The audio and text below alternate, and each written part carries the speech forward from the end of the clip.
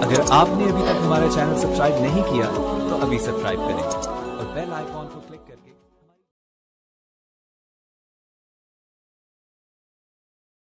कि आप दुनिया में गौर कर सकते हैं, आप दुनिया में गौर कर सकते हैं कि अल्लाह ताला ने आसमान को बग़ैर खंभे के बनाया। इसमें कोई खंभा नहीं है। अल्लाह ने इतने बड़े आसमान को बग़ैर खंभे के बनाया, ज़मीन को बनाया, लंबे लंबे ऊंचे ऊंचे पहाड़ों को बनाया, समंदरों को बनाया, उसमें किसी को शरीक नहीं किया। तने तनहा अल्लाह ताला ने इन तमाम चीज़ों को, और फिर ये कि मखलूक़ात की इतनी बड़ी तादाद, जानवर है, चरिंद है, परिंद है, इंसानों की इतनी बड़ी तादाद अल्लाह ताला ने बनाया। तो इसमें गौर करे इंसान कि आखिर ये बनाने वाली ज़ात है कौन, तो इंसान आकर वहीं पहुँचेगा कि बनाने वाली ज़ात एक है, बनाने वाली ज़ात एक है। और फिर इसमें मिसाल भी दिए हैं कि इन्न फ़ी ख़ल्क़िस समावाति वल अर्दि वख्तिलाफ़िल लैलि वन नहार, के ज़मीनों को पैदा किया, आसमानों को पैदा किया, और रात और दिन की गर्दिश, रात और दिन की गर्दिश, और हर एक का अपने अपने वक्त पर ज़ाहिर होना। शाम होते ही सूरज ख़त्म, फिर रात शुरू हो जाती है, और फजर का वक्त होते ही रात ख़त्म, फिर सुबह की रोशनी शुरू हो जाती है। एक निज़ामुल औक़ात है। इस निज़ामुल औक़ात में हर चीज़ का अपने निज़ामुल औक़ात के मुताबिक ज़ाहिर होना इस बात की दलालत है कि इस निज़ाम कायनात को कोई चलाने वाली ज़ात है, और वो ज़ात कौन है? अल्लाह रब्बुल इज़्ज़त की है। फिर एक मिसाल ये भी दिए कि कश्तियों पर गौर करो, कश्तियों पर गौर करो कि समंदर में बड़ी बड़ी कश्तियाँ चलती है, समंदर में बड़ी बड़ी कश्तियाँ चलती है, और फिर समंदरों में जहाज़ इंसानों के फ़ायदेमंद की चीज़ों को एक तरफ से लेकर दूसरी तरफ जाती है। बल्कि ये कहिए कि आज एक मुल्क से दूसरे मुल्क लेकर कश्तियाँ सामान को लेकर जाती है आदमियों के फ़ायदे के लिए। और ये कैसे जाती है? इसका एक चलाने वाला होता है, मल्लाह होता है, इसका एक चलाने वाला नाज़िम होता है, वो चलाता है। तो जब एक कश्ती को चलाने वाला एक शख्स होता है, एक मल्लाह होता है, तो इस निज़ाम कायनात को चलाने वाला कोई नहीं होगा, ज़रूर कोई न कोई ज़ात है। वो कौन है? अल्लाह तबारक व तआला है।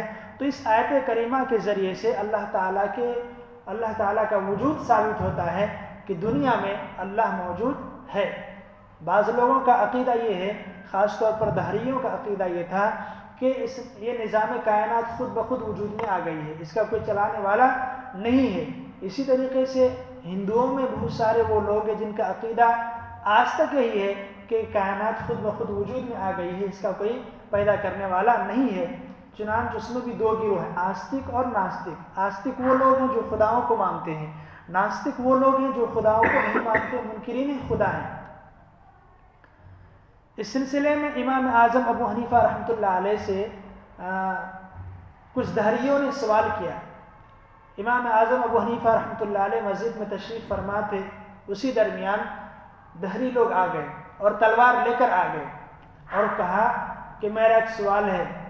हज़रत ने फरमाओ, का सवाल ये है वजूद बारी पर दलील पेश करो। दहरियों तो इनकार करते थे कि अल्लाह ताला है ही नहीं।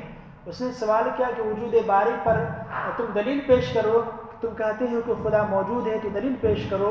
इमाम आज़म अबू हनीफ़ा रहमतुल्लाह अलैह सर झुका देते हैं और कहते हैं कि मैं एक बड़ी सोच में मुतफक्किर हूँ।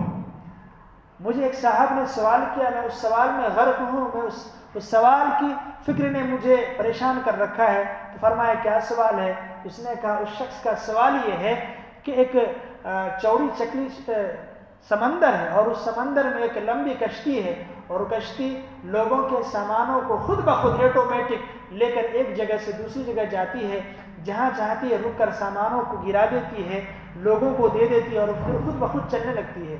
तो दहरी कहते हैं ये कैसा हो सकता है? ये जो सवाल क्या है, सवाल करने वाला निहायत ही बेवकूफ़ है।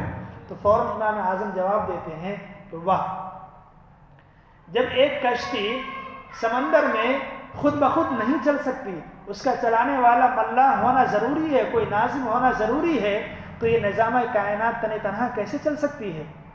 वो लोग ताज्जुब में पड़ जाते हैं और फिर क्या करते हैं? ईमान ले आते हैं, अल्लाह ताला के वजूद के कायल हो जाते हैं। इसी तरीके से हारून रशीद बादशाह ने इमाम मालिक रहमतुल्लाह अलैह से पूछा کہ دلیل پیش کرو وجود باری تعالیٰ پر، تو امام مالک رحمۃ اللہ علیہ نے فرمایا کہ لوگوں کی زبانوں کا مختلف ہونا، لوگوں کی زبانوں کا مختلف ہونا، ان کی آوازوں کا مختلف ہونا، ان کے لہجوں کا مختلف ہونا، اس بات پر دلالت کرتا ہے کہ اللہ تعالیٰ موجود ہے۔ وہ ایک ذات ہے جو ہر ایک کی زبان کو، ان کی آوازوں کو، ان کے لہجوں کو بالکل الگ کر رکھا ہے، اور ہر شخص ایک دوسرے کی بات سمجھ سکتا ہے۔ تو یہ اللہ تعالیٰ کی قدرت ہے۔ اس میں مکمل تفصیل ہے، تجری فی البحر بما ينفع الناس، کہ سمندر میں وہ کشتیاں چلتی ہیں لوگوں کے فائدے کے سامان لے کر، ایک ملک سے دوسرے ملک لے کر چلتی ہیں۔ وما انزل اللہ من السماء من ماء فاحیا به الارض بعد موتها، اور اللہ تعالیٰ نے جو آسمان سے بارش کے پانی کو برسایا، اس سے مقصد کیا ہے؟ اس سے مقصد یہ ہے کہ انسانوں کو فائدہ ہو۔ وہ زمین جو خشک ہو جاتی ہے، جو زمین مردہ ہو جاتی ہے، بنجر ہو جاتی ہے، اللہ تعالیٰ بارش کے ذریعے سے ان زمین میں ایک روح پھونکتے ہیں، اور اس کے ذریعے سے اس میں پیداوار کی طاقت و قوت پیدا ہو جاتی ہے۔